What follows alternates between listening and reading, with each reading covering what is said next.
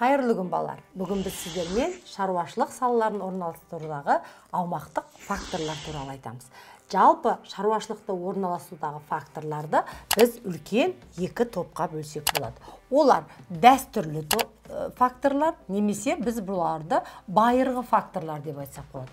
Екінші фактор ол заманауи факторлар. Заманауи факторлар.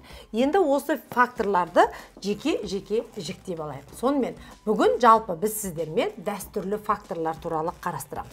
Дәстүрлі факторлардың өзін біз өз кезегінде аумақтық факторларға бөлеміз. Екіншіден дәстүрлі факторлар ол көлік факторлары. Үшіншіден ол еңбек ресурстары факторлары. Және төртінші ол тұтынушы факторы. Осындай төрт факторға қарастырылады. Ал енді заманауи факторларды оны біз екі салаға бөлеміз, және біз оны алдыңғы сабақтарда қарастырамыз. Ол ғылым және экологиялық фактор. Біз оны келесі сабақтарда қарастырамыз. Енді бүгін біз сіздермен осы дәстүрлі факторлар туралы қарастырамыз. Жалпы аумақтық факторлар дегеніміз не? Аумақтағы шаруашылық саласын орналастыруға ықпал ететін мүмкіндіктер мен шектеулердің жиынтығын айтсақ болады. Ал жалпы аумақ дегеніміз не? Аумақ дегеніміз қоғамның географиялық ортасының аса маңызды элементтерінің бірі болып табылады. Жалпы оны мынандай екі жағдаймен қарастыруға болады екен. Біріншіден, жер көлемі үлкен, табиғи ресурстарға бай, өндірісті орналастыруға мүмкіндік өте мол деген сөз. Ал екіншіден, керісінше минус жағын айтатын болсақ, ол алысқа тасымалдау, аумақтың әркелкі игерілуі, инфрақұрылым жасаудағы қиындықтарды айтуға болады. Мысалы, Ресей Федерациясын айтсақ болады. Мысалға айтып, аумағы өте үлкен, ол жерде көлік инфрақұрылымын орналастыру қиындықтар туғызады екен. Ал Сингапур қаласын айтатын болсақ, ол өте кішкентай, жер тапшылығына байланысты бұл жерде шаруашылықты орналастыру да өте қиыншылық туғызады екен. Енді біз сіздермен осы дәстүрлі төрт факторды қарастырып өтейік. Бірінші біз аумақтық факторларды қарастырамыз. Аумақтық факторлардың өзі балалар үш топқа бөліп қарастырамыз екен. Ол бірінші табиғи ресурстық фактор. Табиғи ресурстық фактор. Енді осы табиғи ресурстық факторға бірден тоқталып кетейік. Жалпы аумақтағы табиғи жағдайлар мен табиғи ресурстардың шаруашылық саласын орналастырудағы ықпалы ол табиғи ресурстық фактор деп аталады екен.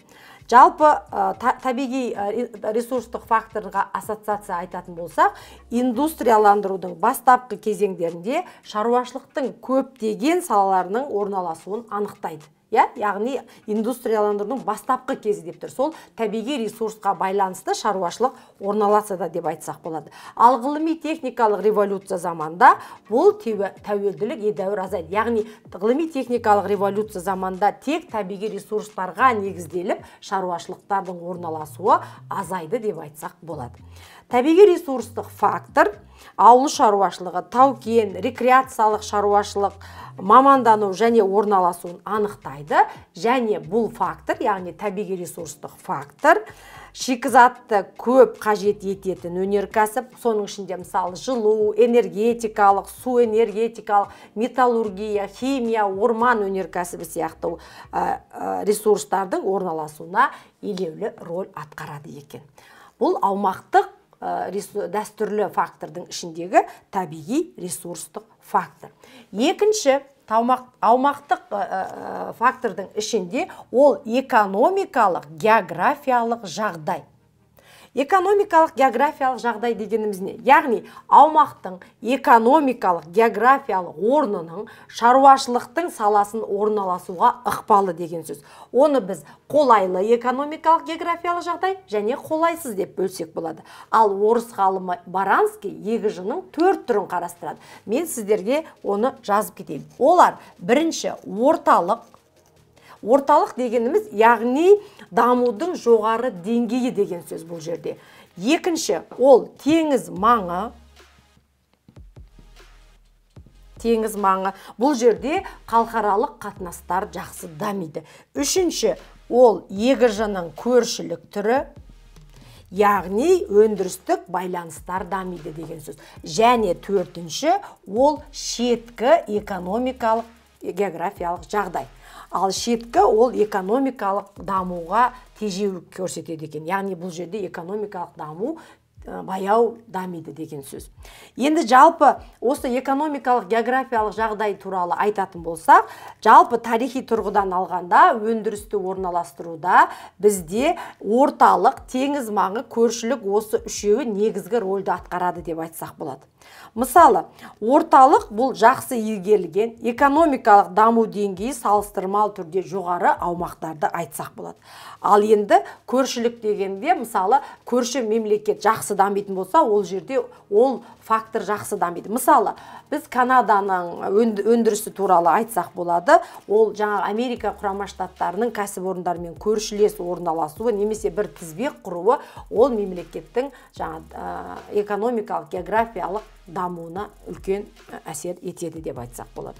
Және теңіз маңы, теңіз маңы бір-бірімен аймақтары бір-бірімен байланысады, және ол елдерге біз Қытай, Сингапур, Корея республикасын, Нидерланды сияқты мемлекеттерді теңізді өз экономикасына өте тиімді пайдаланып жатқан мемлекеттер деп айтсақ болады екен. Енді аумақтық факторлардың үшіншісі, балалар, ол табиғи аумақтық шоғырлану. Бұл үшеуі де осы аумақтық дәстүрлі фактордың құрамына кіреді екен. Шоғырлану. Аумақтық шоғырлану дегеніміз не? Бұл өндірістік шоғырлану және шаруашылық пен халықтың аумақтық шоғырлануына байланысты екен.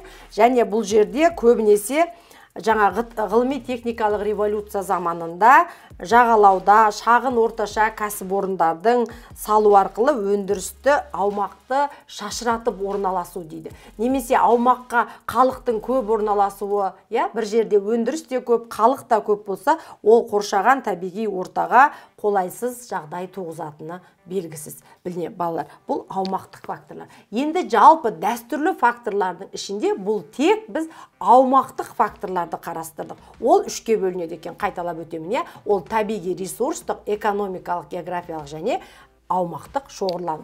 Енді дәстүрлі факторлардың ішінде біз көлік, еңбек ресурсы және тұтынушы факторларын қарастырып өтейік. Сонымен көлік факторы.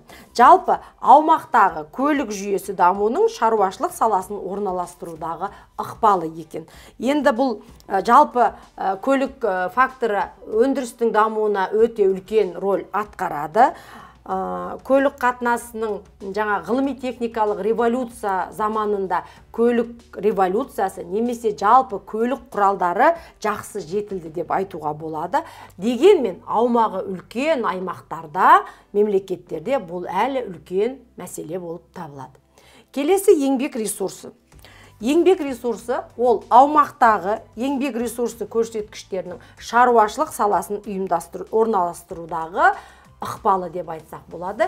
Екі жақты көрініс табады екен. Бірінші, өнеркәсіпке, өндірістік салаға басқа елден жаңағы жұмысшы күшін тарту болатын болса, екіншіден өндірісті арзан жұмыс күші бар жерге орналастыру деген сөз. Еңбек ресурстары сандық және сапалық түрде бағаланады екен. Келесі соңғы фактор ол тұтынушы фактор. Яғни шаруашылықтың саласын орналастырудағы өнімді тұтынатын орталықтардың ықпал етуі. Бұл жерде әрине біз нені айтамыз? Халық саны көп, урбанизация, яғни урбандалған аймақтарда тез бұзылатын немесе тасымалдауда жаңағы жарамсыз болып, онша жарамсыз өнімдерді жаңағы шығаратын өнеркәсіптер деп айтсақ болады. Яғни оларға нені жатқызуға болады? Мысалы, нан өнеркәсібі, кондитерді жатқызуға болады, сондай-ақ сүт өнімдерін жатқызуға болады. Яғни ол өнеркәсіптер тұтынушыға жақын орналасуы керек деген сөз. Яғни тұтынушы факторы бұл жерде міндетті түрде деген сөз. Міне балалар, жалпы шаруашылықты аумақтық орналастырудың біз бүгін сіздермен дәстүрлі факторларын қарастырдық. Және оның түрлері, және олардың сипаттамасын айттық. Ал заманауи факторды біз сіздермен келесі сабақта талдайтын боламыз. Бүгінше сабақ аяқталды. Келесі кездескенше сау болыңыздар.